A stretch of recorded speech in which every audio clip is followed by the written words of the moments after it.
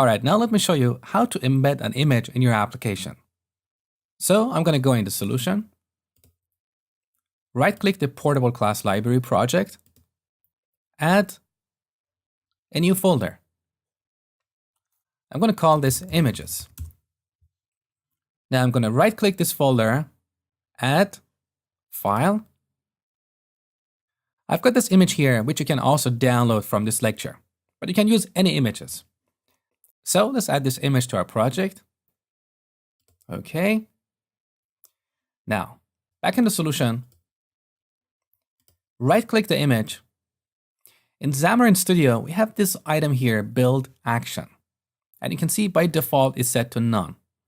We've got to change this to Embedded Resource. If you're using Visual Studio, you need to go to Properties.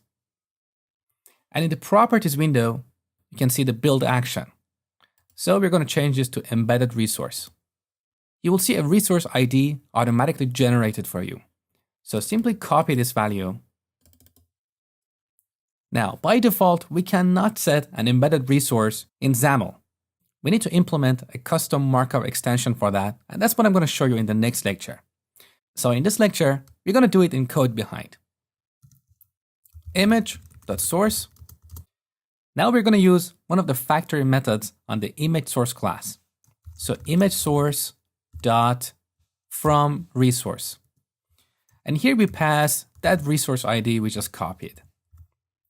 You can see that this resource ID consists of the application name, the folder or folders, and the file name. And these parts are separated by a period. So these are the steps you need to take in order to embed an image in your application. And by the way, I've simplified this XAML file. We no longer have the absolute layout or the activity indicator because this image is going to be loaded straight away. Now let's run the application.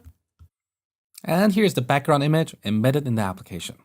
This is actually one of my own photos that I shot about a year ago in Queensland, Australia. If you like it, I've attached it for you to this lecture. In the next video, I'm going to show you how to use an embedded resource in XAML.